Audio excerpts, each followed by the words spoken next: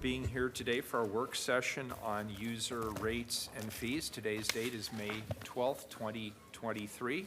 Today we're focused on a work session on fee schedules and utility rates that'll come to council by the end of May. This work session is focused on providing time for council to better understand the proposed rates and associated trade-offs if the rates and fees are adjusted. These decisions come to council annually via ordinance to be in place for the start of the fiscal year, which is of course July 1st. As many of you are aware, we're hearing growing concerns that Portland is an increasingly difficult place to live and work due to increased tax, utility rates, and fees. Yesterday, I convened a regional meeting of public agency leaders to discuss the collective fiscal impact of these taxes, fees, and rates on Portlanders, and to establish a group of stakeholders who will continue meeting in the coming months to further strategize on what I believe is a very important economic issue. To start this work session, I'd like to introduce Jennifer Young with Moss Adams. Her team conducted an analysis of tax burden for businesses and individuals here in Portland. Thank you, Jennifer, for being here today. We appreciate it. There she is. Why don't we make space right there? Good, thank you. Thanks for being here in person too, we appreciate it. Thank you. Thank you all for having me. It's an honor and a privilege to come and talk about our tax environment here. I have been in the state and local tax industry for over 20 years. Started in industry, Conway, Consolidated Freightways, and then Conway Freight and Logistics, and we did business in all 50 states. So as well as having a good, being able to review Oregon and our local taxes, it gave a really great overview of the tax structure in the other states as well. I think, Megan, do you have the PowerPoint up? Oh, great, thank you. This first slide is a boilerplate that we are required to show anytime that we are speaking to external groups. If we can go to the next slide, please. The reason I'm here today is it's no secret that Portland area businesses and residents are subject to a pretty wide array of taxes and fees. It's been growing over time, and it is now quite high. There's been more press attention, I think, also quite recently, not just the business press, but also general media as well. It's really sort of bubbling to the top how high our taxes are. If we can go to the next slide, please. Thank you.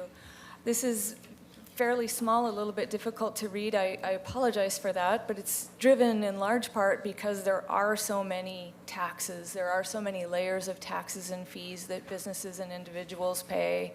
And these really are based just on income and operations, so it does not include utility fees, it doesn't include property taxes. It's pretty much income taxes and the other fees that you would pay on an income tax return. Can we go to the next slide, please? Our taxes have really increased the burden on Portland area residents and businesses, not just in absolute terms, but especially in relative terms, which is something that we'll get to a little bit later here. The taxes are high compared with our neighboring states, Washington and Idaho, and they're even becoming high compared with California. We are a bit of an outlier. And there are a lot of additional fees as well. A few that I comply with in my position is, or help my clients comply with, is the residential rental fee, the heavy vehicle tax surcharge, the arts tax, all of these taxes that pile on. And they lead not only to relatively high out-of-pocket costs, but there's sort of a hidden tax in the form of the administrative burden that our local taxpayers, have to comply with. They have to pay to comply with these. It's obvious that they are paying a lot of tax, and the pile-on of all these different taxes and fees is leading to, I think, a certain amount of tax fatigue.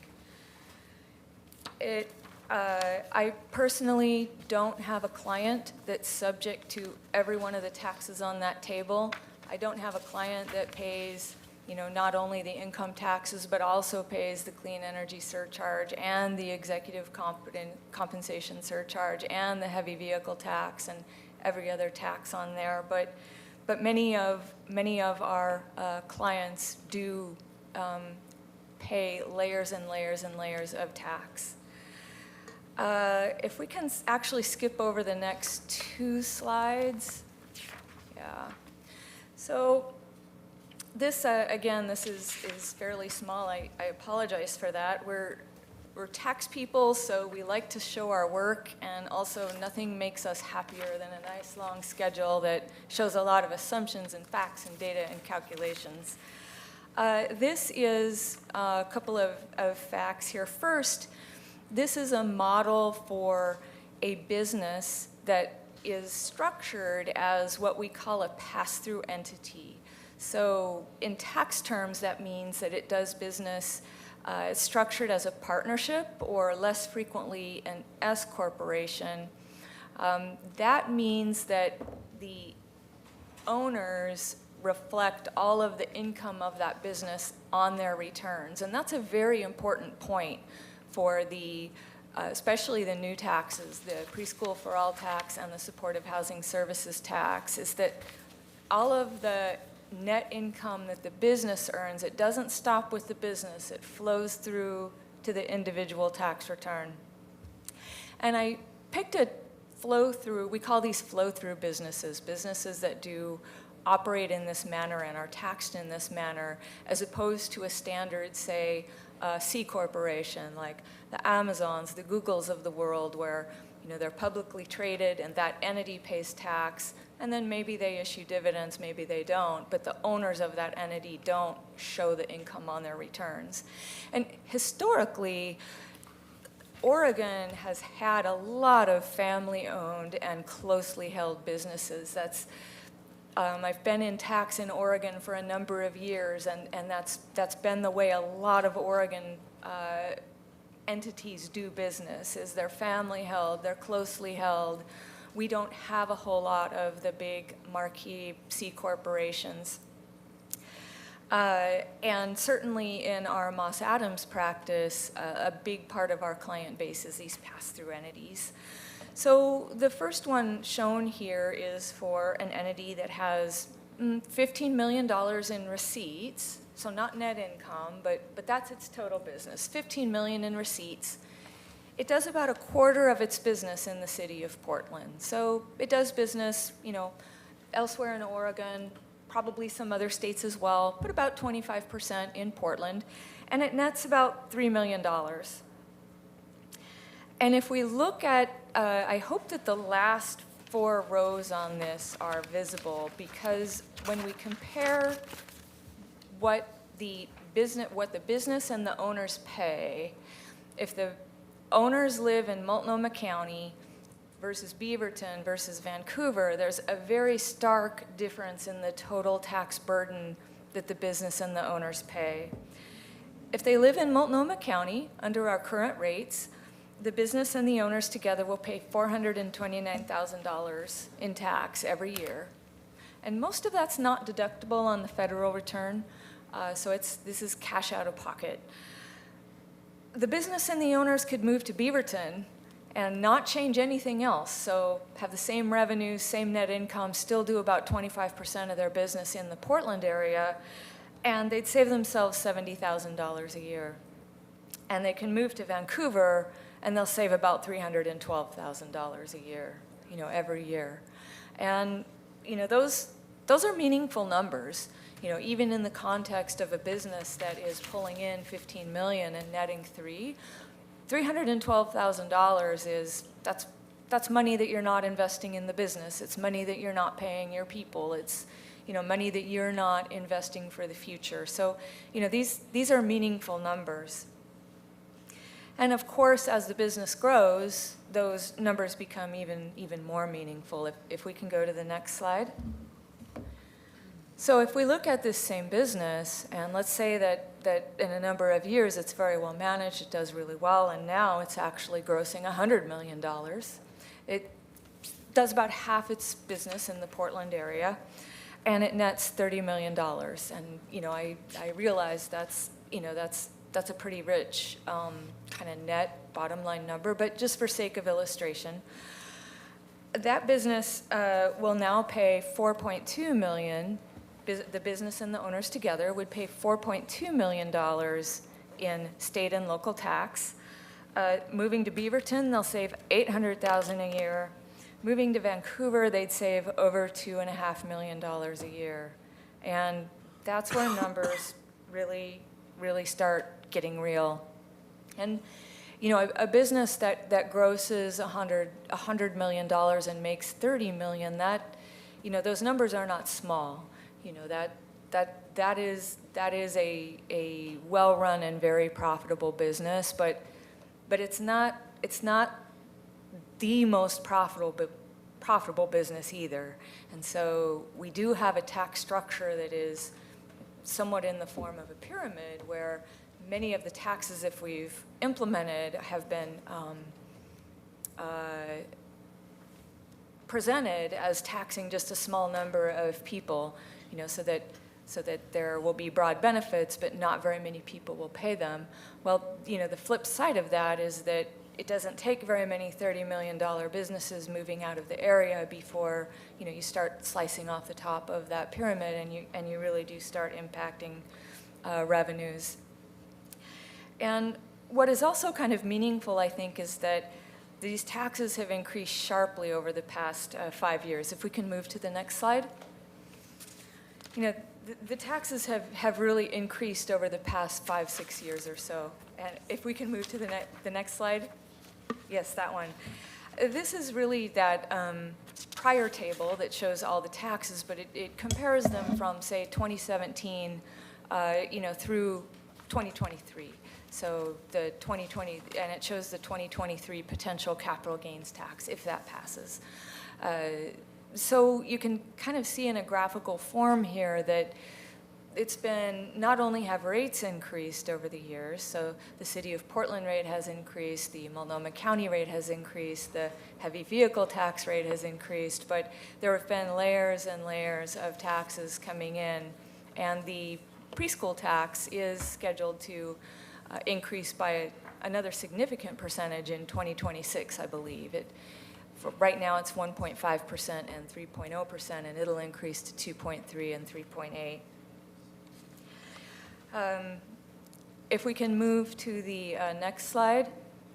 So if we go back to our $10 million or $15 million business that grosses $15 million and nets $3 million, we look at what its taxes would have been in 2017 versus what they are in 2022, that they've either filed last month or have extended and we're now preparing their returns. There's been a pretty stark increase in tax. So without any other changes, this business and its owners are now paying over $100,000 a year more in tax than they would have in 2017 if they stay in the Portland area. If they move to Beaverton, it's $37,000. It was a $37,000 increase, and if they were in Vancouver, it was a $15,000 increase. So, a lot of these, Oregon has a fairly high income tax rate, 9.9%, that kicks in at a pretty low level, and so a lot of these taxes are outside Portland's control. But when you layer on everything, it really starts becoming a high tax rate. And again, not just in absolute terms, but high definitely compared with Vancouver, and even high basically countrywide. If we can skip the next slide and move to the one, there we go. And so there are, future increases that are either on the books or are potential increases. The first one is, we mentioned the increases to the preschool tax, where it will go from 1.5% and 3% to 2.3% and 3.8%. And those are big increases. 0.8 on 1.5 is over a 50% increase in the tax. And then it's, of course, over a 25% at the 3.0% level. And that's sort of a lot of numbers to throw around, but people are not unaware that this tax is, as high as it is now, it's only going to go higher. And if we think back to our $30 million business and our $3 million business as well, that's a lot more commas and zeros on a paycheck than I'm ever going to see. This is high income. I realize that. It's not, these people are not hurting, but the taxes are a real and significant burden. And I think there was an article, I think it was the Democratic Socialists of America, published an article in December 2020, right after the preschool tax passed. And, they do have their own take on things, but they made kind of a stark statement that, this tax is going to take $200 million a year from wallets where it won't be noticed. And that is just absolutely not the case. It is noticed. These businesses and these business owners, they can move. Capital is mobile, and we are, to some extent, competing, I don't think that's quite the right word, but that's the best one I can think of right now, with the rest of Oregon and with Idaho, and definitely with Washington. And I know that in my practice, for instance, right after the preschool and supportive housing services taxes passed on the same day, I think I had like 5 emails within 8 minutes of clients saying, I'm moving, tell me how to get out of here. And, moving is easier said than done, right? Especially if you are a business owner and you have a lot of ties to the area. But I can tell you that a lot of the people paying these taxes and paying a lot, maybe they have children in school, but as their children graduate, as they make plans to move into a second home that they've either owned for quite some time or that they've purchased recently or that they plan to purchase, as they make their plans to move, there can very well be a drift away. This $200 million a year, these taxes are noticed and they're real numbers. And although they've happened over a number of years, there is some tipping point, and that can be different for every business and it's different for every taxpayer. But, in my practice, I can say that, it's a lot of people are hitting it. I think that's something that I can close with. Again, like a $30 million business to some extent. In the abstract, you almost think, Crimea River a little bit, that's a lot of money, a little bit of tax is not that big a deal, but, these businesses can move, they will move, and they are moving. And when they move, they can take a lot with them. They can take not only the tax revenues, which is the most immediate hit, but, they take jobs, they take, there's less support for the schools, there are fewer children in the schools, there's just less economic activity. It really can be a drain, and I feel like we are starting to see it now. And I guess I will close there. Thank you. Jennifer, thank you for being here. I don't know if anybody has any quick questions for Jennifer, but this is the second day in a row that she's contributed her time and helped us to understand the analysis that they put forth. And while it certainly doesn't cover all facets of what we are talking about today, I think it's a really important contextual study, and it's timely. And so I'm really appreciative of you being here and sharing your results with us today. Did anybody have any quick questions for Jennifer before we let her go outside and enjoy the Friday afternoon of the century? Great. Jennifer, thank you. Thank you. So much. Commissioner Ryan. I know it's not business tax, but when we look at Vancouver and Portland, obviously there's that distinction of income tax and sales tax. Did I miss that you mentioned that? No, you didn't. I didn't sales tax varies so much from business to business, depending on what the business inputs are. It's not modeled in here. No, that's correct. Okay.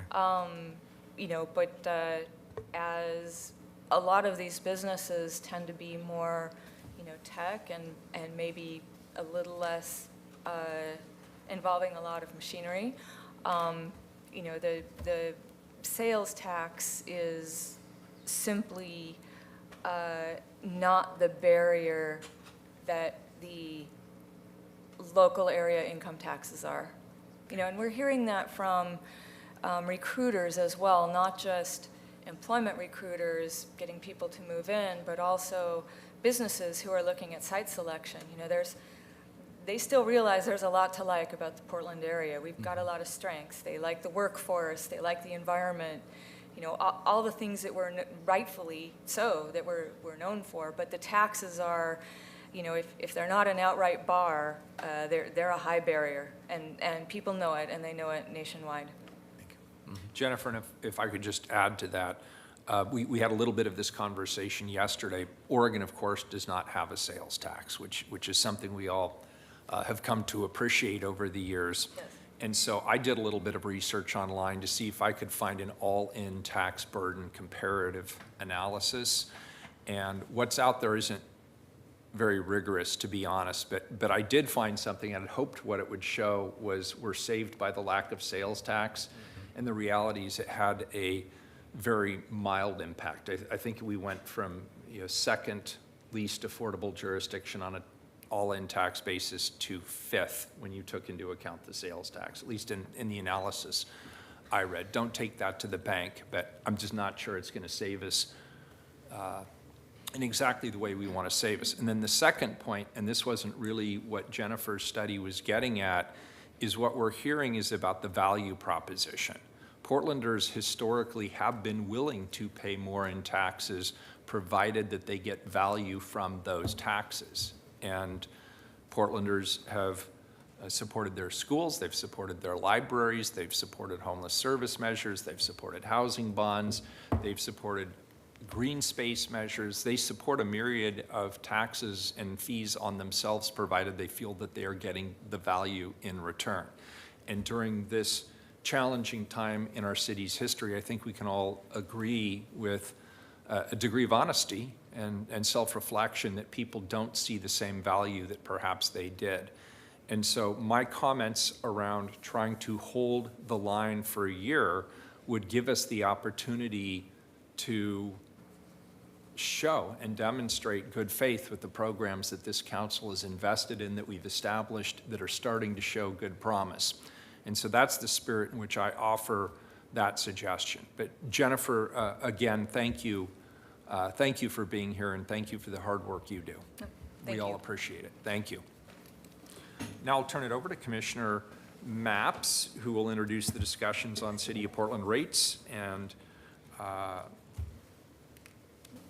the Public Works Bureau. My English isn't quite right in this sentence, but Close enough. I can take it over from here. Thank you, Mr. Mayor. Thank you, Jennifer, for that very informative presentation. Colleagues, now we are going to take some of the concepts that Jennifer put on the table and apply them to local government here in Portland. There you go, just looking at myself for the first time today. So what we'll, over the next hour or so, we'll hear from city bureaus that are funded by ratepayers or that charge fees. So today we will hear from the Bureau of Environmental Services, Water, PBOT, BDS, Parks, and BPS. Today, I'm going to keep my comments short because we have a lot of people and not much time. Today, our presentations will start with a joint presentation from the directors of the Water Bureau and the Bureaus of Environmental Services. Welcome, and the floor is yours. Great. Thank you, Commissioner Mapps. My name is Dawn Uchiyama, and I'm the Director of the Bureau of Environmental Services. I'm joined with Gabe. We're going to share this presentation.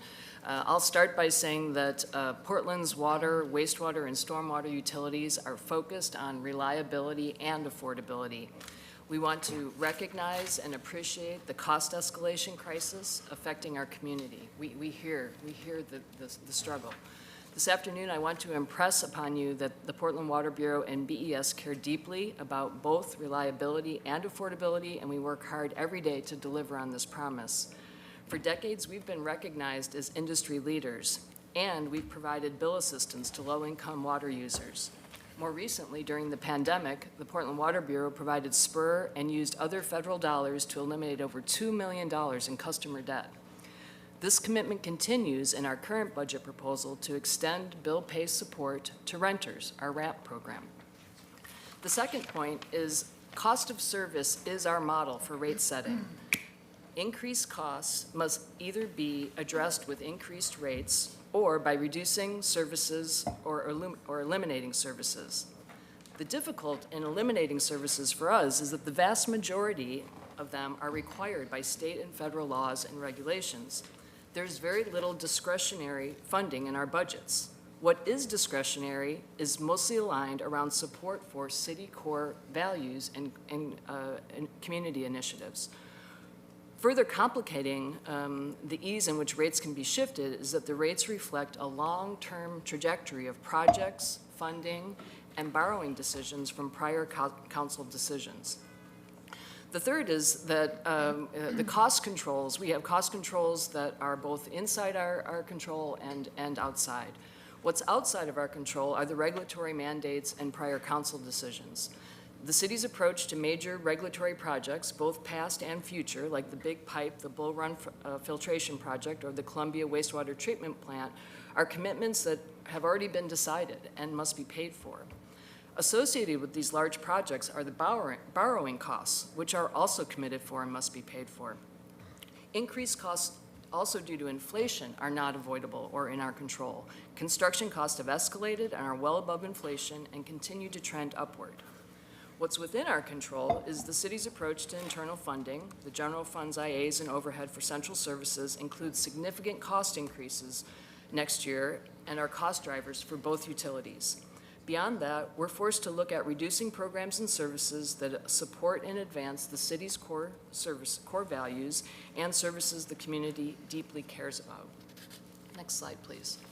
So just take a quick look. This is data you've seen before. Portland is in the middle of the pack for our water and wastewater and stormwater utilities. We've consistently trended in this direction. Next slide.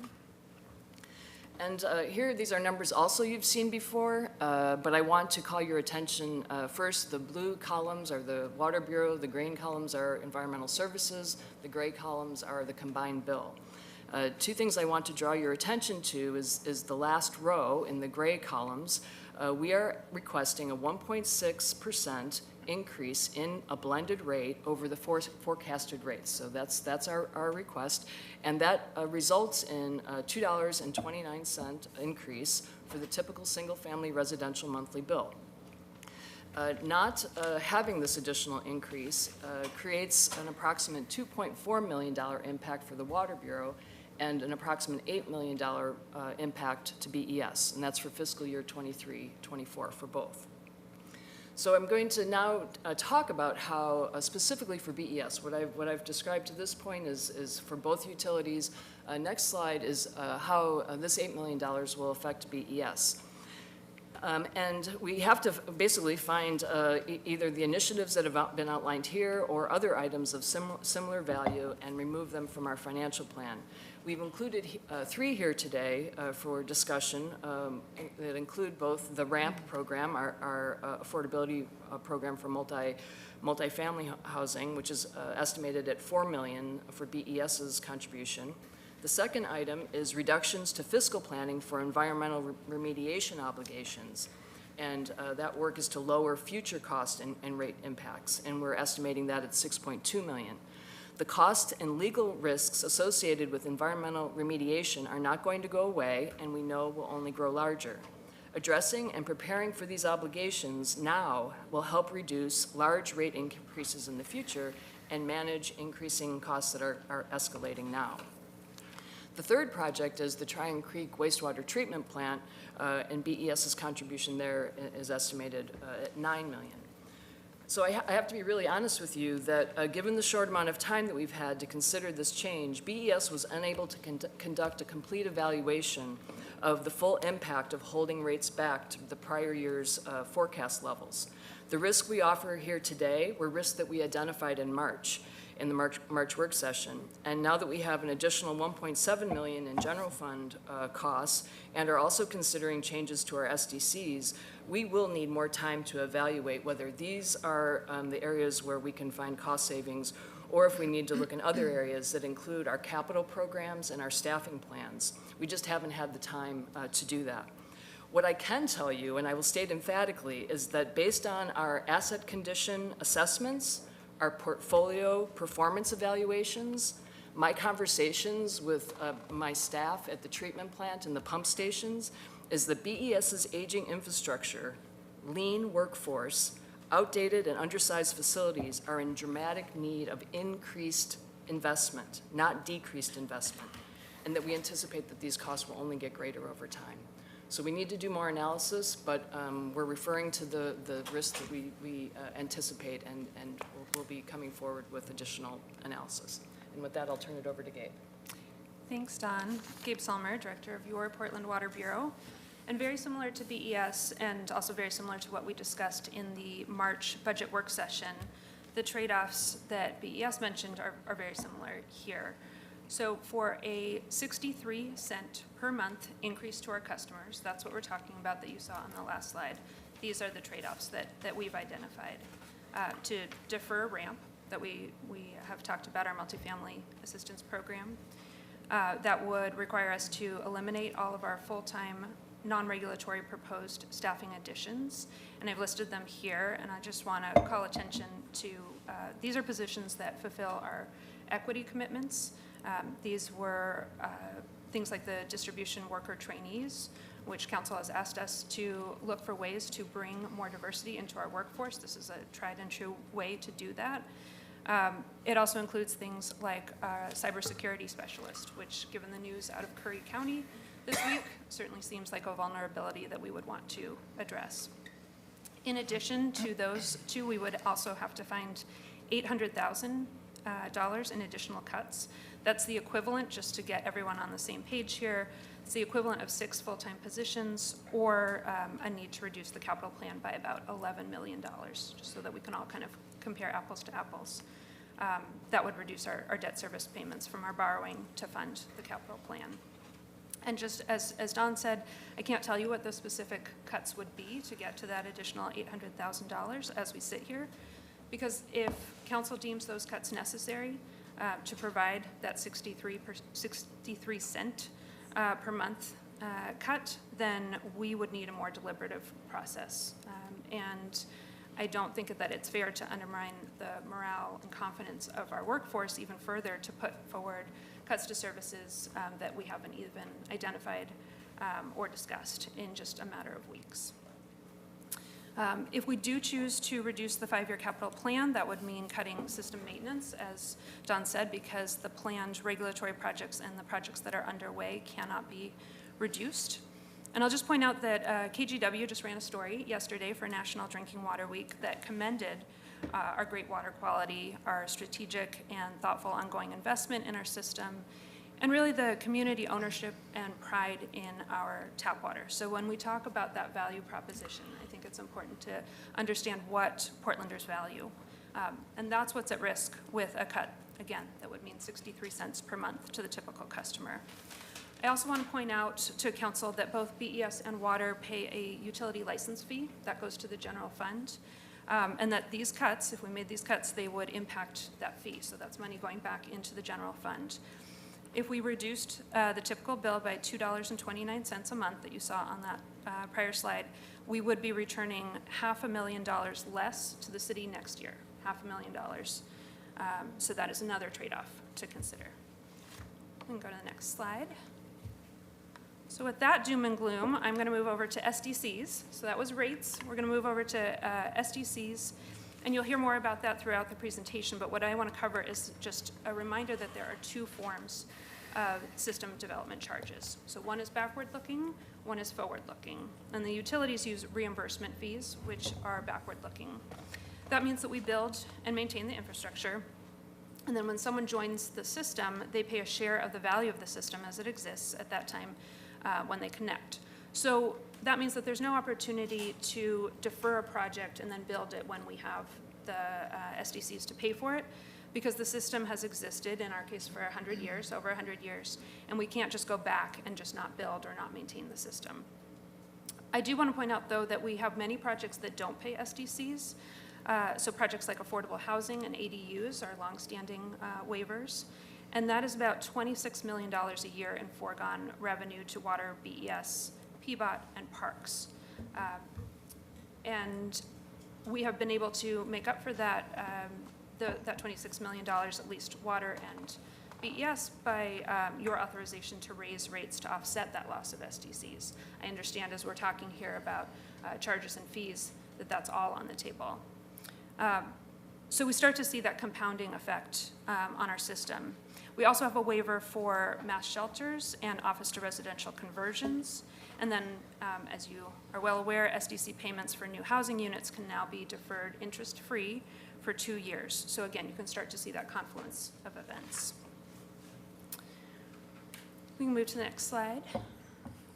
And these are just what SDCs looks like for BES and the Water Bureau. You can see the two left columns are for typical residential and typical commercial builds, what SDC rates would be for the water side, and on the right side for residential and a typical office building for BES.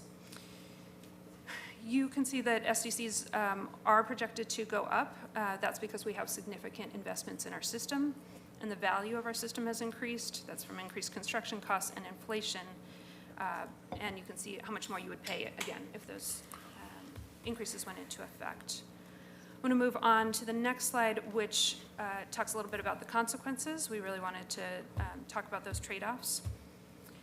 So we can't predict how much building will happen, but we do project foregone revenues of $2.2 million if we held SDC levels for the next 2 years, which would be equivalent, again, to try to give you that level setting, to about 15 full-time positions or $31 million in reductions to our capital program. But I just want to be clear as I close out here that if we held both that 63-cent increase on the water side and these SDC increases, then we're really looking at the whole kit and caboodle of this. We are looking at ramp, those requested positions, and $3 million, which is the equivalent of 21 positions or $42 million in a reduction to the capital program. So hopefully that's given you a sense of some of these trade-offs. Dawn, I'll pass it back to you. Great, thank you, Gabe. And Gabe has mentioned the number 63 cents a number of times. For BES, it's $1.66, so that combined is $2.29. I am not going to get into any more detail on SDCs other than to say the consequences for us holding the SDC increases is just a little bit less than water. It's a projected revenue of $2 million, so just a little bit under. We've estimated that at 13 FTE and about $30 million reduction in our capital program.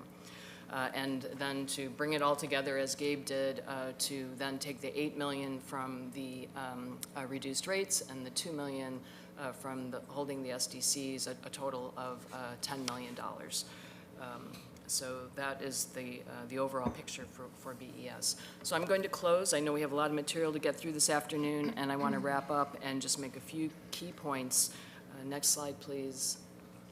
We are not-for-profit enterprises with the immense responsibility to provide our community with clean drinking water and safe rivers and streams. The health of our community depends on these services. Our utility rates are largely fixed and planned for over a long-term horizon that are developed in response to Portland's federal and state regulatory requirements.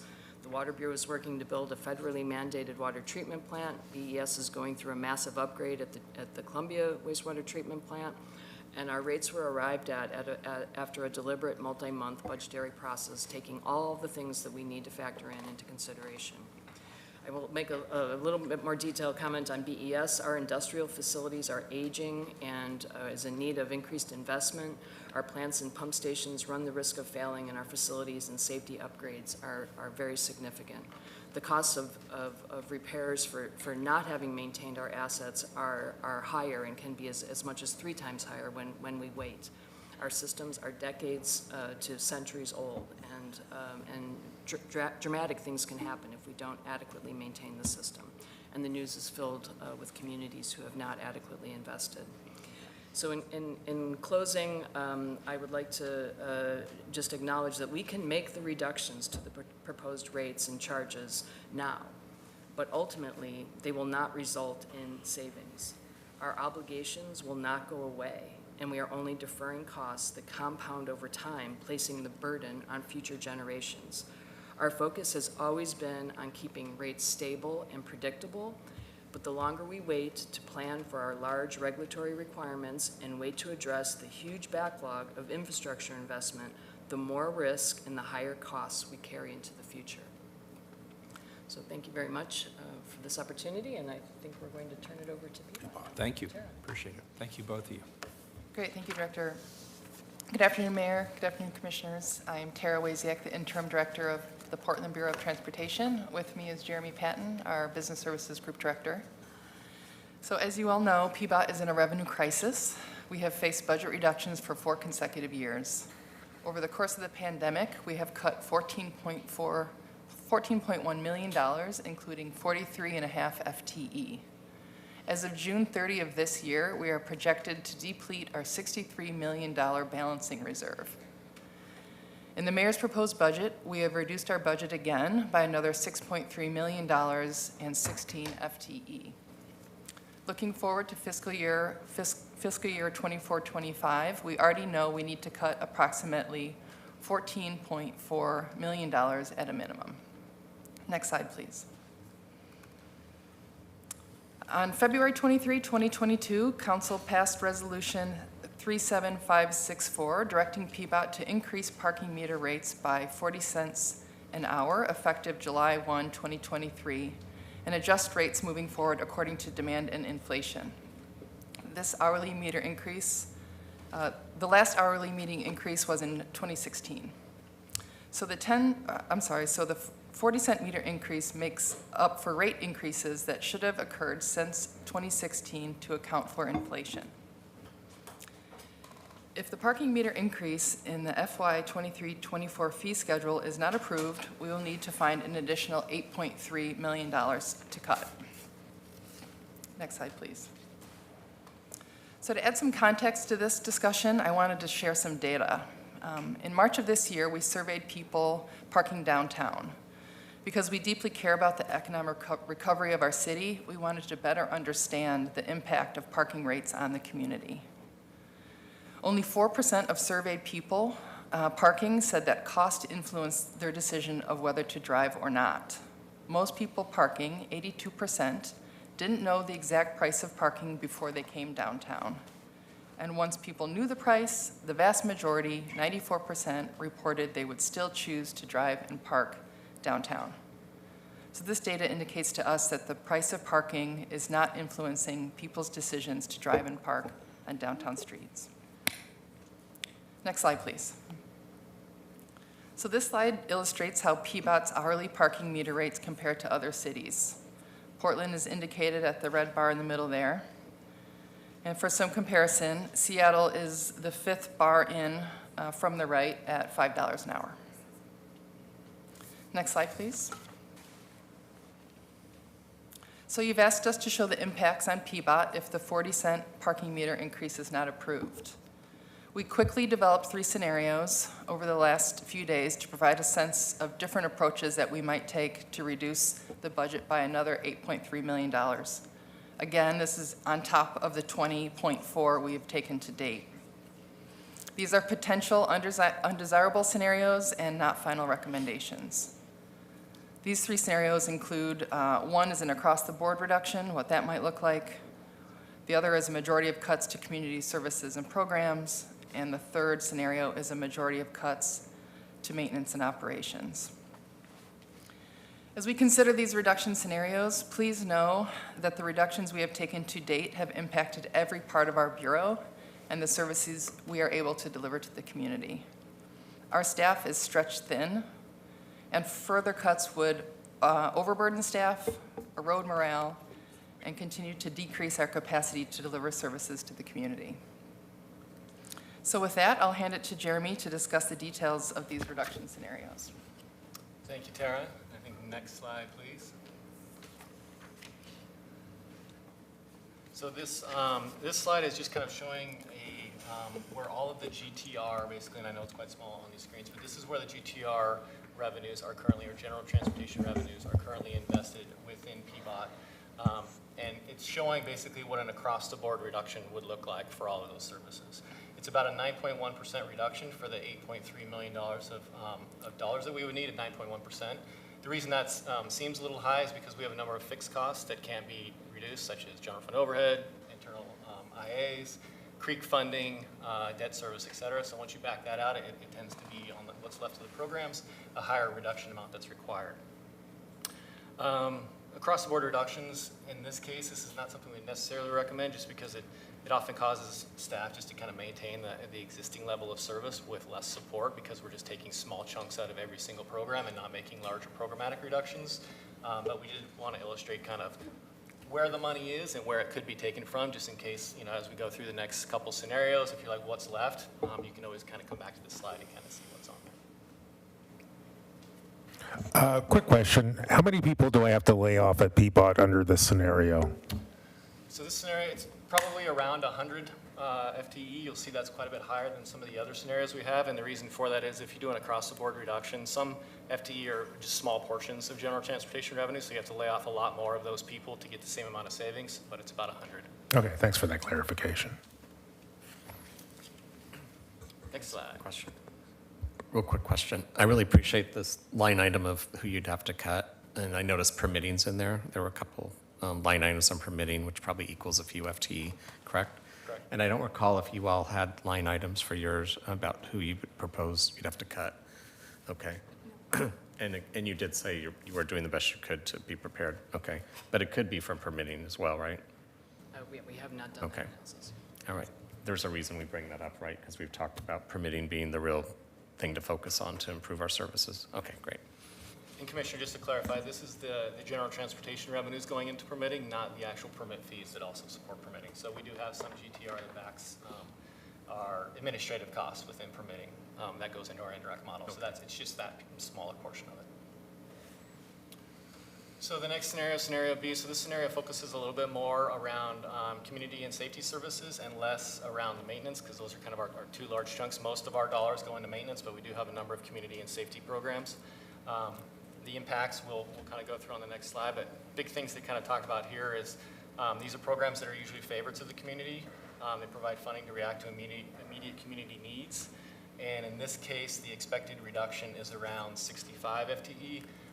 A large portion of that is related to the grant matching funds at the very bottom of about 500,000. That usually brings in at least 10 to 1 of leverage resources. A lot of that money goes into capital. So you will see it as we lose those leverage resources, the capital projects will have to go away, which affects a lot more FTE than just what's directly supported by general transportation revenues. Can I ask you a question? Given the 10-to-1 leverage, why would you put that on the list? Because there's a number of projects. I mean, PBOT is heavily projects. There's a ton of projects, and every single one of our positions that support projects has a small portion of GTR, and there's a large portion of our GTR that's just going to spend 10% of all the unbillable time. Right, but if you have a 10-to-1 leverage, a $500,000 cut is hardly worth the loss of leverage. Is it? I mean, we can review it later, but it just strikes me as a question mark. Yeah, we're losing a lot of leverage, but it's I think, looking at PBOT, we have to lose some of the capital projects in general just to reduce overall staff so that we can find these savings. Yeah. Thank you.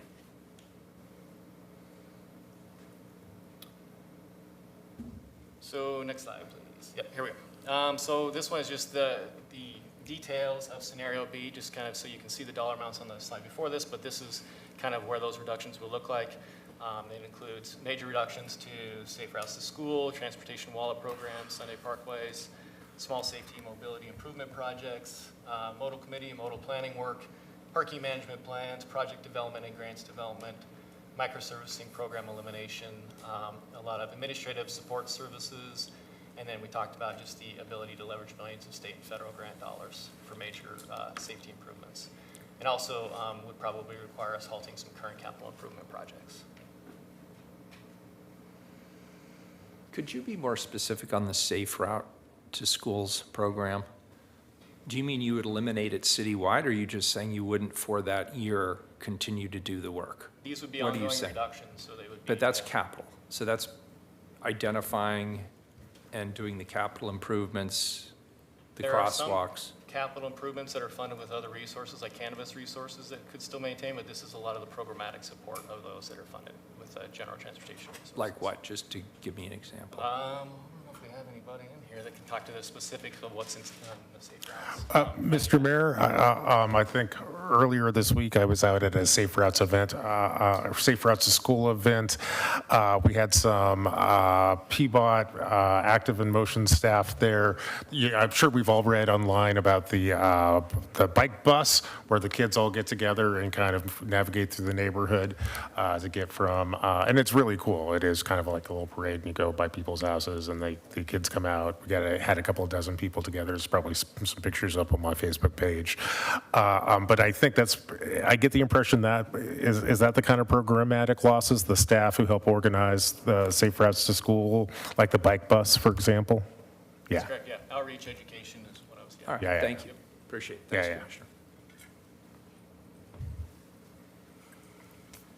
And then, any more questions on scenario B? I think we'll jump to scenario C. This, looking at scenario C is where we kind of flip it a little bit, and we focus a little bit more on the maintenance side of things and less on the community support, although there are some reductions still within the community support and safety areas. A lot of the reductions in these areas will increase our maintenance backlog that's currently over $4 billion. So that would increase the amount of funding that would take to repair these assets in the future. And then would also increase our liability when the assets are so degraded that they cause crashes, potential crashes in the future. If you have a lot of potholes, there are usually a lot of liability around potholes, sidewalks that are not maintained, et cetera.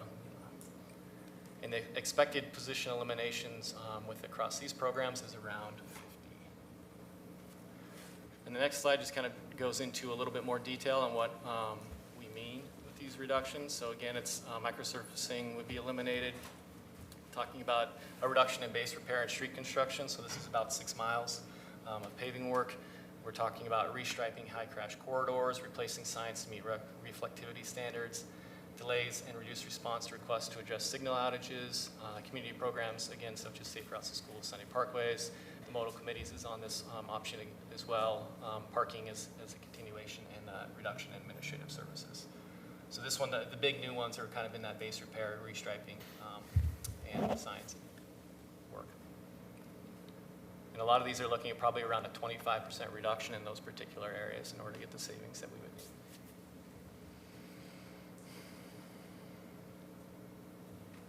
So those are the 3 on the general transportation side of things. If we are looking at just not moving forward with the 40-cent increase, we did want to talk a little bit about SDCs and what a freeze might look like on SDCs. So our SDCs are calculated automatically, increases or decreases on the 5-year moving average of the construction cost index.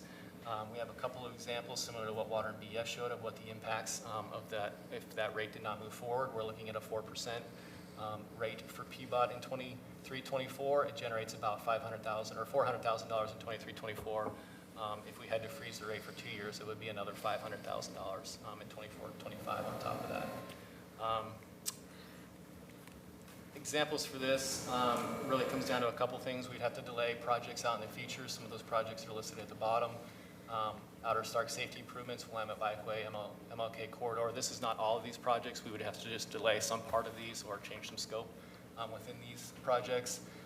Could also require us to issue a little bit more debt for the existing projects that are in the pipeline right now that are under construction. We did issue some debt last year. We have a second tranche that's available. But really depending on what that cash flow looks like, we might have to take out a little bit more debt just to finish the existing projects. So those are just a couple of the examples of what it might look like if we lost the $400,000 per year.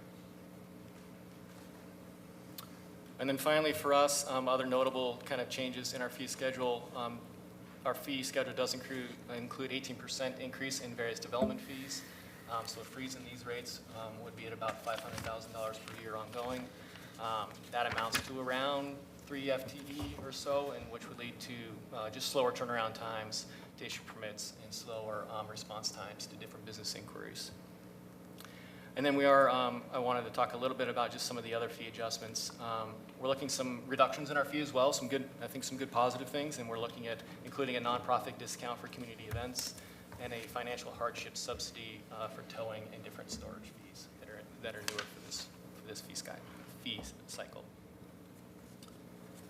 And that concludes the PBOT portion of the presentation. If there are Thank no you. questions, I think Kyle is next, but happy to answer any questions.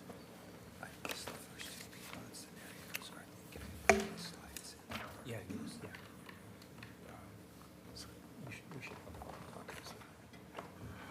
Mr. Mayor, I think that concludes my part of the presentation. Probably BDS is up next. Pardon, yes. All right. Thank you, thank you. And by the way, I want to acknowledge something that Don said. I realize this is very, very short time, and I actually appreciate the slides that you put together and the programmatic information that you've provided. This is the beginning of conversation. And so I want to be crystal clear. I did not personally expect all of these discussions to have been concluded by today.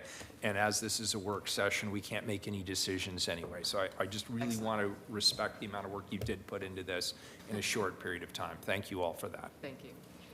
Thank you. Can everyone hear me okay? My name is Kyle O'Brien. I'm the Budget and Finance Manager for Hey, the Kyle. Bureau of Development Services. And I'm going to kick off the next section of the presentation, followed by my colleagues at BPS. Next slide, please. The fees that are charged by BDS support the services by BDS staff.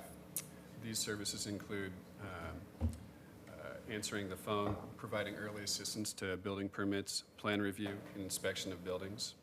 Nearly all of the services provided by BDS are solely funded through permit fees and charges for service. So when we're talking about fee freezes or fee reductions, we're talking about less money to pay for staff. And less staff equates to longer permitting timelines and added cost to our customers, which are developers and homeowners and folks that are building in Portland. And just a quick note, we're one of several bureaus that provide these types of services. The other ones are listed on the slide, but I'm speaking specifically to the BDS fees for the most part. Next slide, please. You really can't have a discussion on BDS revenue without talking about the outlook for construction in Portland, because BDS fees are charged on building permits as they happen. So if there's a downturn in building permit activity, that means less revenue for BDS, even prior to any fee changes. So we have a unique committee in the city that's made up of local economists and development industry experts, and together with them, we come up with a forecast for permit activity in Portland. And currently there are some headwinds. There's high interest rates making projects more costly to developers. We have inflation in labor and construction materials that also adds cost. And then population growth rates are lower than previous estimates, lowering demand. And all this is to say that lower development means lower fee revenue for BDS. And we are projecting substantially lower revenue. In the fee increases that we are proposing do not offset those costs, that revenue loss. Next slide, please. This slide I'll go through briefly, but bureaus review their fee levels. BDS reviews its fee levels annually to determine if it's sufficient to cover costs and bring a proposal to council. This, I think you already know. And as I already mentioned, sometimes just on the economic conditions, our revenue does not cover costs, and that's the case today. So we maintain a healthy reserve if we can to help us deal with the fluctuations in the construction outlook. Next slide, please. So what contributes to the rising costs of providing services? Well, there's a few things that happen sure as rain in Oregon. We have mandatory PERS contribution increases associated with labor agreements, pay changes for staff, and that includes things like COLA, step increases, and merit pay changes. And then finally, there's also, our own materials and services inflation that we experience. We pay for our interagency agreements with OMF bureaus, and also just to make purchases for supplies and materials. Finally, there's increasingly complex regulatory environment out there. And that adds cost because it adds staff time. So as we add regulations, it means more staff are needed to explain to customers and process the permits. Next slide, please. So one might think that BDS increases fees every year. That's not the case. We actually held our fees constant for most fees from fiscal year 13-14 through fiscal year 18-19. During that time, there was a construction boom, and we were able to achieve cost recovery and build our reserves. We understood council's desire to keep fees low, so we didn't seek fee increases during that time. However, as I spoke about in the previous slide, we had continued cost increases for our cost of labor primarily. So we've been drawing on reserves heavily. With that in mind, we've implemented gradual fee increases since 2019-20 fiscal year to try to bring our costs up to cover the cost of providing services, our revenue up to cover the costs. Next slide, please.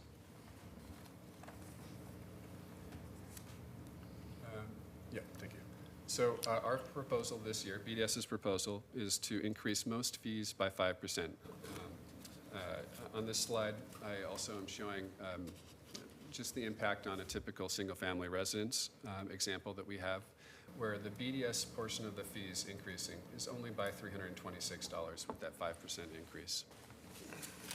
So while the increase in the cost to the customer is low, if we weren't to get the 5% increase, it could have a pretty big impact to our staffing levels, which adds time to the review and then cost to the developers and folks getting permits. And finally, we also have a fee waiver process in place for low-income applicants to obtain and reduce fees on their projects. Next slide, please. In a previous slide, I spoke to the importance of BDS reserves, and I'm going to kind of talk about that a little bit more here. BDS has been drawing on its reserves for several years. We are not covering our costs. We've drawn $43 million over that since July 2018 and $37.6 million since April 2020 alone. This fiscal year, we've drawn, through March, we drew $9.2 million over $1.1 million per month. Over $1 million per month, pardon. With the constantly increasing costs, even with fee changes, we are projecting a $13.9 million draw in next fiscal year and $11.6 million the year after that. If fees are held constant, those numbers go up to 16.9 and 17.6. These are unsustainable draws on our reserves. We will run out of money. Our fee changes are minor, as I mentioned, compared to the total cost of the project, but the impact on permitting timelines is huge of reduced staff. And as you know, fees, as I mentioned, fees are how we fund the staff.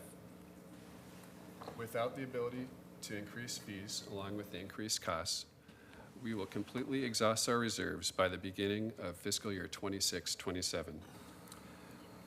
If council does not support the fee changes, we'll need to implement layoffs. For each, just to give an equivalent of what we're talking about here, the fee changes will generate $3 million in revenue, which is equivalent to about 20 FTE. I'm not saying we would lay off 20 FTE per year, but that's an equivalent. That's what we're talking about there. This will lead to slower permitting timelines and inspection timelines, impacts to customer service delivery, and slow the city's economic recovery. We've heard from our customers that permitting timelines are one of the largest costs and impediments to building in Portland. I really can't stress that enough. For our customers, these permit fees, the permitting timelines are far more costly than the fees themselves. So actually, increasing timelines is more costly. I'll go ahead and move on to the next slide unless there's questions on that. I want to move on to a couple of just project examples that we have prepared, which aren't specific to BDS, but they show the total fees charged on construction projects in Portland. The first one is a $4.2 million multifamily apartment complex. As you can see the breakdown, 75% on this project would be SDCs, 20% non-SDC city fees. BDS is in that 20%. We're a little bit less than half of that. And then finally, there's some non-city taxes and surcharges that are collected on all building permits that are required. Next slide, please. This next example is a similar look, but just for single-family residents. The percentages are similar. They're a little bit different, but you can see the makeup of primarily SDCs, followed by non-SDC city fees, and then the mandatory taxes and surcharges. I have one more slide to go over with you. It's not, so please next slide. Just as we look at this, just a reminder that BDS itself does not collect SDC fees, but as we're looking at project comparisons, it seemed like a good spot to talk about it in the overall presentation. This slide shows a comparison of SDCs for single-family homes across many jurisdictions in the state of Oregon. Data comes from an independent study completed by Echo Northwest on behalf of the Oregon Housing and Community Services.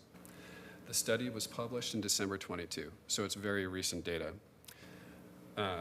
Portland is got the red box around it, so that's where we are in the graph. But as you can see, we're not amongst the group on the far right of jurisdictions with the highest SDC burden on these single-family dwellings, which I think those are all looking above 47,000. And then there's a drop-off, and it levels off in the $30,000 to $32,000 range, and that's where Portland is in that median area for the other jurisdictions. I hope that gives you some further context in terms of how the Portland SDCs fit into the overall state for Oregon. We have excellent presentation. We have a couple of questions. Commissioner, why don't you go first? Just, this is a very helpful slide here. Do you have a sense of how we could compare this nationally? I mean, you know, the Oregon framework for system development charges may or may not carry over to other jurisdictions, but just trying to quantify Portland in this regard nationally. That's a really good question. I personally don't have a sense, and if any of my SDC IA partners do. I will say that the way that SDCs and permit fees in general are charged across jurisdictions can be very different. For permit fees, for example, sometimes it's heavily subsidized by the general fund, which is not the case here in BDS. So comparing across jurisdictions is tough. I imagine across states as well. So there's certainly some industry reporting in this area that attempts to compare Portland to, you know, other cities nationally. And as we think about what's before us today and looking at, you know, potential caps or freeze on raises, I think inevitably we'll get to a question about tactical, targeted actions. And this is just an area of interest when we look at our affordability challenges in the region and our failure to continue to create sufficient market rate housing at the rate we need to. So I just leave a bookmark here as a topic worthy of revisiting later. Great. Good. Are there any more questions? Yeah, I have some questions. And Commissioner, just to point out, you raise a good point. Those are great questions, and those are things that will be addressed in the cost comparison study that's coming forward to all of council in July. So we look forward to hearing the outcome of that. So thank you, Kyle, for that presentation. It was really helpful. You mentioned, you touched on a couple things I just want more information about in your presentation. So would you say that customers, either homeowners or small business or developers, care more about the fees or the permitting timelines? Like, can you say more about that? Yeah, so, you know, our largest group of customers are probably the developers that try to get projects built. So if you're a homeowner, you're hiring someone to build for you, typically, or not normally doing it yourself. Those developers, it's a constant concern that they have, the timelines to get a permit through the city of Portland.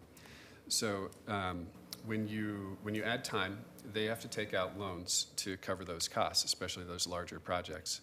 So the longer the timeline is, that increase the carrying cost of the loan. So when you're talking about increased fees, you have to weigh that with the increased carrying costs of actually financing that project, which can be way more costly. Okay, and just would be curious about what your reaction is about if we freeze or reduce for like 1 year, what would be the impact on the permitting improvement plans that are underway right now? It would be detrimental because a one-year freeze is about $3 million in ongoing revenue. We're already drawing on our reserves at a near unsustainable rate. We'll end up running out of money, and that's where we'd have to really have that conversation about layoffs. BDS doesn't have any alternative funding sources, so everything we do has to do with permitting. So there's no way to do layoffs that doesn't impact permit timelines, permit plan review, permit inspections. So it's a tough trade-off to make when we, as a city, want to facilitate faster building. Which in the middle of a housing crisis is Yes. exceptionally harder. Okay, thank you. Thank I you. appreciate it. Can I offer an observation, or if I may, Mr. Mayor, Commissioners, I'd like to just offer an observation. I'm struck by the fact that BDS is getting through the current moment by drawing on its reserves. I'll tell you, this is giving me flashbacks to some experiences that we have had recently at PBOT, where PBOT basically got through the COVID crisis by drawing on reserves. We got maybe 2 years left. Which presents an acute crisis for us. And certainly one of the things I'm thinking about at this moment, and colleagues, I do not have the answer, and I'll be looking to my leadership in the budget office to maybe get some financial guidance on this. But the strategies and best practices we use around drawing on reserves, it's worth thinking this through, because if you're on a path where the way you get from year to year is to draw on reserves, eventually that runs out, and I'm the case study for this, and it looks like you guys are about 2 or 3 years behind me. I hope things turn around, but it's a very difficult space to navigate, and when the reserves are gone, something has to give. Yeah, we've been through this before. Yeah. In the housing crisis in 2008 and 2009, where we drew our reserves down to zero. And at that point, it was too late. We had to lay off about half of our workforce. That's not something that we want to ever do again. So we're very careful. We built up a healthy reserve during the construction boom. We've depleted that very substantially, but it won't last forever. So when we meet with our financial advisory committee, we're not looking just the next year or two, we're looking the next 5 years. We do think that eventually the outlook will turn around. Interest rates will come down again. Hopefully people want to come back, move to Portland.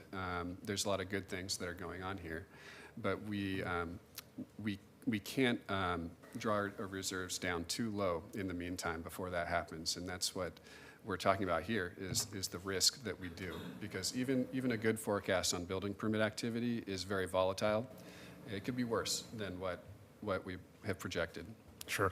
And if this is before I was working in City Hall, but I do kind of remember that era when BDS did draw down its reserves to zero. What were the operational, it seems like that I don't want to say that's the origin of our current permitting crisis, but operationally, how did that impact you guys?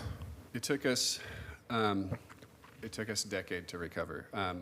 We were always behind. We couldn't start hiring till 2011, I believe, and then we were always adding positions, trying to hire, but it takes so long to hire for these positions and train. It takes up to 2 years to train some of the highly technical positions. That we're always playing catch up. Meanwhile, there's a construction boom happening, so there's more and more activity, and we're just 15 years ago. All right, great, thank you. Just real quick. One is, thank you all. You weren't here yet, but I'm sure you would have voted yes. We were really focused on making sure we didn't repeat the performance of 2008 and 12 when we put extra money from general fund into BDS. Yeah, absolutely. This is one of the reasons why it sticks with me. I think I've been on this body for about 2 years, and I think our first year here was really trying to help you guys staff up so we can get the permits out more quickly. So I'm reluctant to do anything that would cause us to go backwards in terms of building an efficient permitting system. Anyway, just thought I'd say that. But really, what I really wanted to ask you is, perhaps because you can't read an article about Portland when it doesn't compare itself to Cruz Way, which is Lake Oswego. So, of course, I kept looking. I saw Veneta and the big town of Carlton and Donald, but I didn't see Lake Oswego up there. Is there a way you can get that? I think if it's in the data set, it could probably be added to the graph, and Thanks. I rely on my partners to look into that. Just one follow-up comment to Commissioner Rubio's point, which is very, very valid. It would be helpful when we look at these costs as well to compare permitting timeline against competitors and other Oregon jurisdictions. I think it's also a bone of contention for many in the industry, Portland, relative to its neighbors on getting things through the system. A broader point, I guess, to all the bureaus that are impacted by these discussions is, and it's hard to forecast it, but taking into account what behavior we think is going to be driven by the caps on fees and revenue, that could be positive, right? You know, is it lead to X amount more permits being desired in the city of Portland to build here? And again, I realize that is a very difficult thing to forecast, but I just want to acknowledge that there may be some silver linings in volume that would result from some of the things we're considering. I just leave it at that. Any more questions, comments? Okay, move to the next slide, and I think I'm going to hand it off to my colleagues at BPS. Great, thanks, Kyle. Good afternoon, Commissioners, Mayor, colleagues. Donnie Oliveira, Director with the Bureau of Planning and Sustainability. So I'm just going to start off by acknowledging that we are your waste utility administrator. And that means we oversee commercial collections, including multifamily. We administer and oversee the rapidly expanding public trash can program. We implement Metro's regional waste plan, and today we're going to be specifically talking about single-family residential collections, which is managed through the franchise agreement that you all activated us to evaluate this spring. As Eben, our colleague at BPS Solid Waste Manager, is going to walk through the components, the thing to keep in mind here is our rates for trash are predominantly going into the system. We'll talk a little bit about how BPS uses those through administration of the rates, but ultimately rate increases are about maintaining a world-class collection service. So I just want to plant that seed with you all and hand it over to Eben. Thank you, Donnie. Good afternoon, Mayor and Commissioners. My name is Eben Polk, and I'm the Solid Waste and Recycling Manager at BPS. And if we go to the next slide, we'd like to start by summarizing the services and programs provided by the city's garbage and recycling collection system. So as an example, the scale on the left reflects the current residential garbage and recycling bill of $34.90 a month for the most common service level of a 35-gallon garbage cart. And that bill pays for hauler-provided services that you see here in those boxes on the left: collection, disposal, recycling processing, and overhead and administration such as customer service.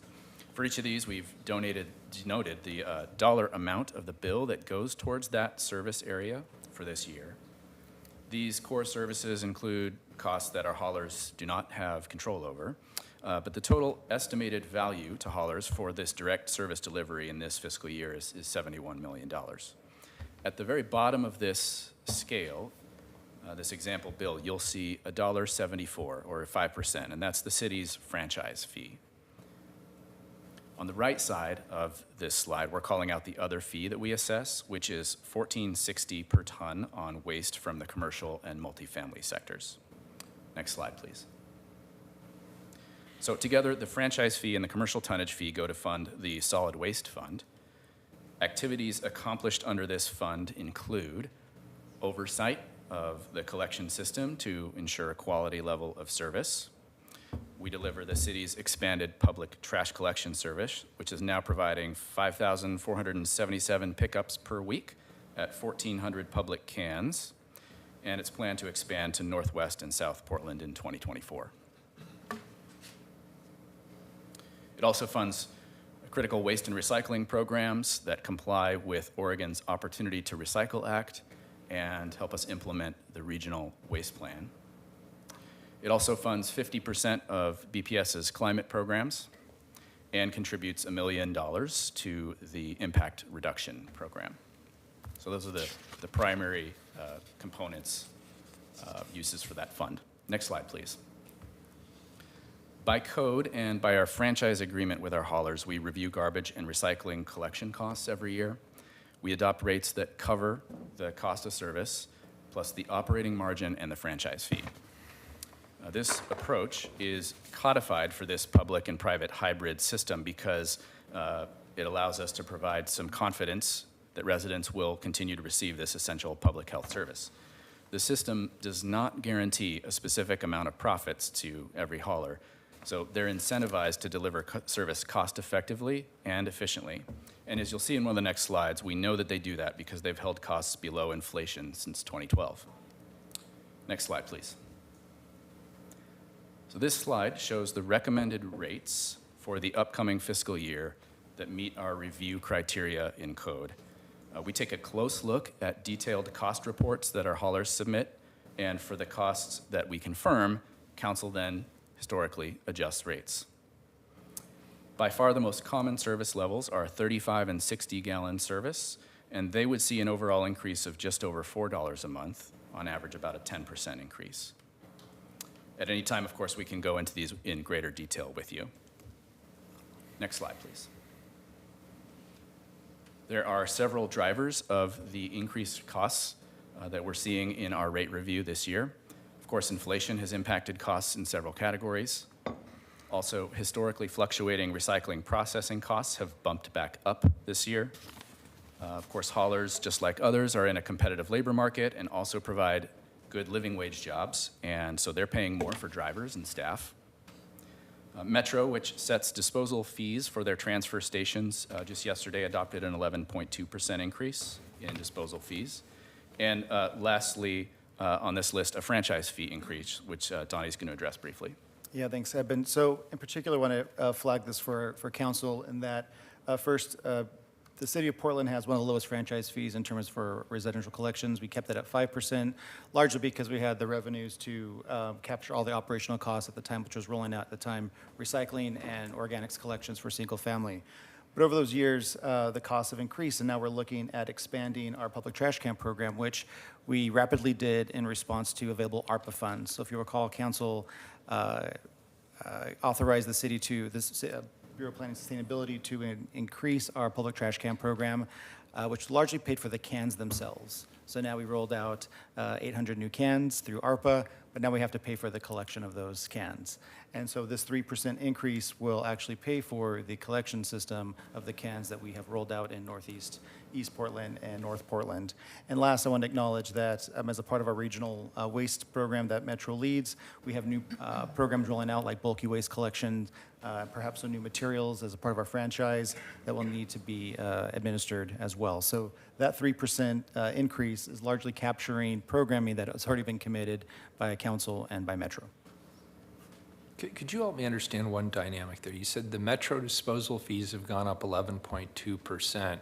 That then in turn causes you to raise your rates by a commensurate amount, is that correct? That's correct. And similar with the BPS franchise fee? So to be clear, the Metro fee is something that all jurisdictions have to incorporate into their trash rates. So it's a pass-through. They tell us what it's going to cost to dispose of waste, and then in turn it gets passed on to our customers. And then for our franchise fee, that's the piece that the city takes to administer the additional programs that are not captured in the hauler's operations. And is there any table at which you participate with Metro or BPS to talk about the residual impact of their fee increases on your customers? Mayor, we do our best to be at that table and to provide that feedback to Metro. I was there yesterday testifying as they made their decision. Thank you. One other note is last year Metro had agreed to have a stable 8% increase for predictability, and they voted yesterday to not go up 8%, but to go up 11%. Do you have any leverage over that? Other than, I mean, and I appreciate you went to testify, and I'm in that seat in various government jurisdictions myself, so I can empathize. Is there, I assume you don't have veto power, it's just the power of persuasion and whatnot? Correct. Okay.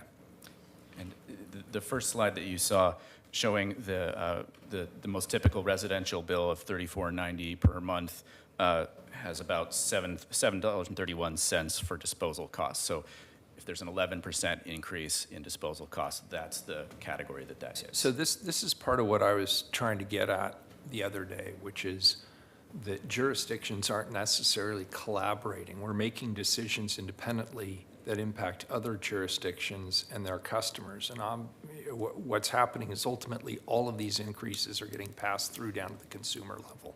Yes, that's correct. Next slide. So this slide shows our residential rates for the last 11 years. Each line is a different volume of garbage service, from the smallest volume to the largest volume at the top. And this graph includes the proposed increase for this year at the far right. Next slide. If you put our rates in 2023 dollars, you'll see our system is very cost effective and efficient. Our rates are less than or equivalent to the rates as they stood in 2012 in today's dollars. And if you took the disposal fee increases out of the picture, you would see that our haulers' collection-focused costs are trending even further below inflation. They're providing very good value for the service they provide. Next slide, please. This slide shows Portland is not an outlier in its fees, and for the level and quality of service we provide, our fees are very cost-effective. That's, in this slide, it's hard for me to tell at the screen I'm looking at, but it's third from the top. Next slide, please.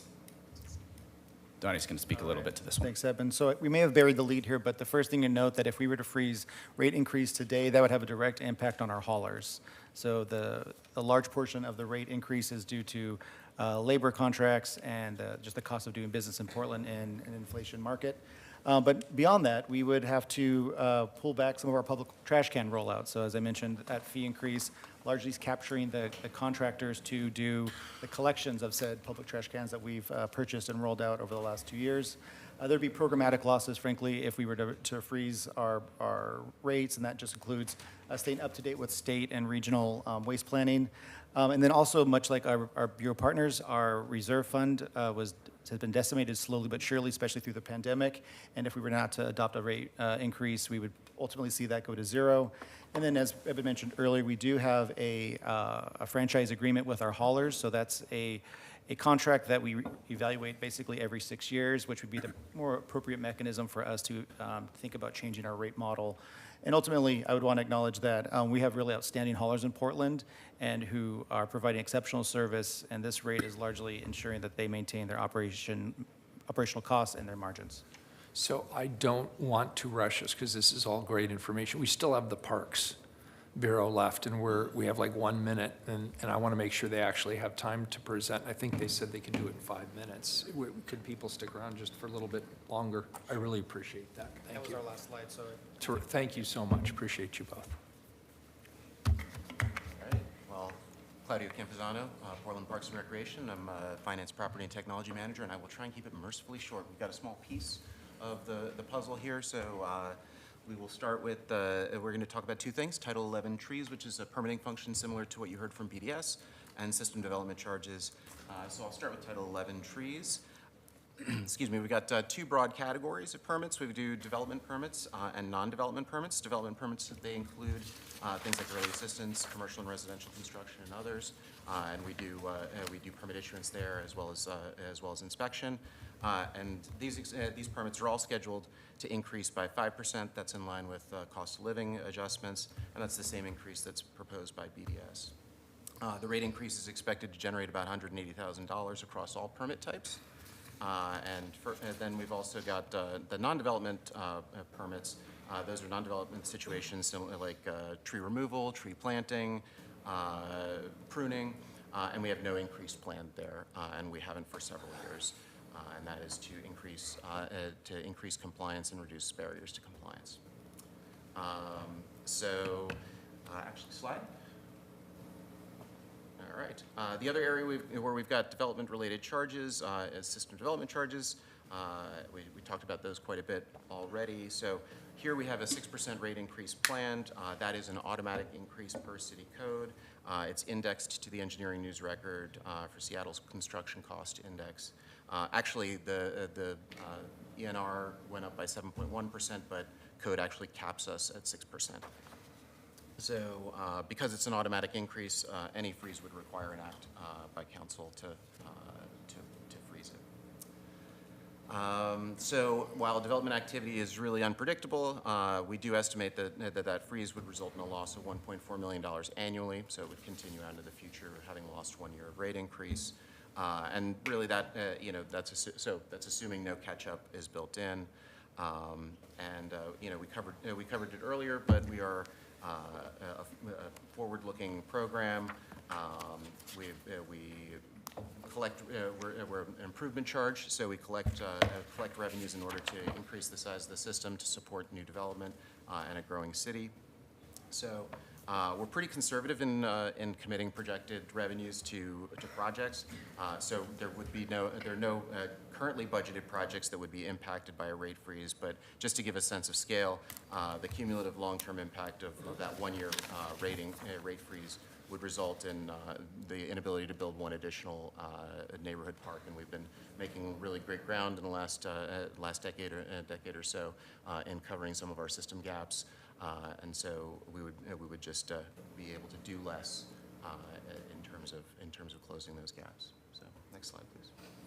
So this last slide is intended to show just the relative impact of parks charges on the example developments. In fact, they're the same example developments that Kyle O'Brien mentioned earlier. As you can see, the increase for Title 11 trees is pretty negligible compared to the total city charges.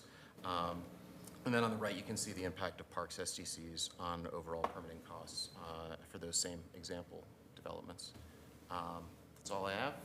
Said it would be quick. Great. Now, we're sort of out of time. I'd like to suggest this, rather than having a discussion today, why don't we take the information, because I just want to be respectful of everybody's time. It's Friday afternoon, and of course, it's like 80 degrees out. So why don't we do this? Why don't we take the information we've gleaned, and we can let it percolate a little bit, and then have further conversations about that. Is that okay, rather than keeping everybody late? I do want to say, just real briefly, I appreciate the presentations today. I think we learned a lot, and I'll share with my colleagues, and we'll have some dialogue around this. I think the proposal to freeze utility rates and forgo the parking revenue increase are really, frankly, disastrous and unwise. However, I believe there are some interesting trade-offs around SDCs, and I look forward to having that discussion with folks. Great. Commissioner Ryan. Yeah, I guess it's a point of order. So your proposed budget came out, and then a few days later, this work session was scheduled, which would, of course, impact your proposed budget. So I'm trying to rack my brain about this process that we're currently in. Yeah, so the proposed is already on the table. And so the only way that changes could be reflected based on information we've heard today is through amendment. And there are 2 more opportunities for council to amend the proposed budget, and that includes me. I could also propose amendments to the proposed budget. You may be asking, well, why now? Why is this coming up now? Why didn't this come up 6 months ago, or why didn't this come up a year ago?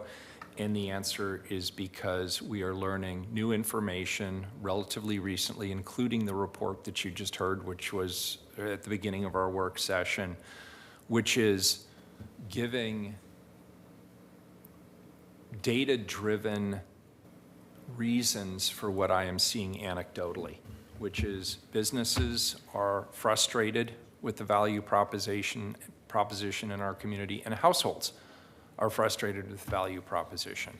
I want to be clear what this is not. This is not a criticism of our Bureau of Directors. This is not a criticism of the work that you are all doing, and I know it can feel that way, but that is not my intention. My intention is to genuinely see, are there ways that we could hold the line on cost increases for the next year while people are making decisions about whether to invest in this community, whether to stay in this community, and give the programs that we've invested in time to show their worth to the public. And that's my question. And so there are, I'm sure, many things that were on the list that we saw today that we absolutely should not touch. And I've even said anything that's related to a bonded project where we've already sold the bonds and made servicing commitments, obviously that would be very, very foolish of us to withdraw that support, because that would lower the bond rating and thus increase our future costs for borrowing all across the board. We obviously don't want to do that. There are some legal requirements that some of you have outlined today. Obviously, we don't want to come a cropper of the law. We want to make sure that we abide by the law.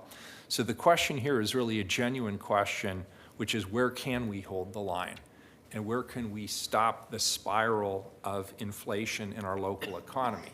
And we had a good conversation a moment ago where we are the agents of pass-through costs from other jurisdictions, who we then pass the costs on to our own residents and our own small businesses. And there really hasn't been historically a place where we come together and have those conversations about what is the additive impact of all of these jurisdictions and some of our private sector partners, PG and others, adding to the cost. And I realize we're all chasing inflation. Inflation's beyond our control at the macro level. But at the local level, we do have the ability to draw the line and hold the line. And I realize it comes with trade-offs. And the goal today was really to hear from our experts. What are the trade-offs? And I think you've been really frank. So from my perspective, this was time well spent. I appreciate it. And it's given us all a lot to percolate on and consider as we move forward. That was a long answer to a short question. Yeah, and I appreciate the conversation. I realize we're just barely scratching at it, and there's so many factors we didn't talk about today, and so many other issues that we need to talk about that have more impact, are more complicated, of course. But I think just point of orders is your proposed budget did factor in these fee increases. If you read it carefully, there were fee increases worked into the proposed budget, but it also came with narrative that said I wanted to have this discussion in particular about whether or not those fee increases were truly necessary. And Bobby Lee will provide that information to your chief of staff. But it was very clearly stated in the proposed. Yet the bottom, the numbers were the numbers. So did the numbers that... The narrative also matters. The numbers are the numbers, but the narrative also explains the numbers. So it's there. Trust me. We'll get it to you. Can I say something too? Please. I just want to put also, as we're closing out this conversation, I really appreciate from all the bureaus the discussion about the trade-offs, and there's so much to dig into, and I look forward to the week ahead to kind of dig deeper. I do think we should not rule out a conversation about SDCs in some form just for at least the next year, given the housing crisis that we're in a way that makes it safe for us to continue to do the work as well. And obviously, there are some things that should not be touched, and that's what we learned today. But I also just want to put on the table for discussion in the future conversations about centralized forecasting for both personnel and revenue sources, so that we're having one common conversation and we're not trying to play catch up to each other. So that's just for future discussion, but I think it's an important one that we've learned through this. I think it's great. It's good thinking. Terrific. Mayor, one other. Sure.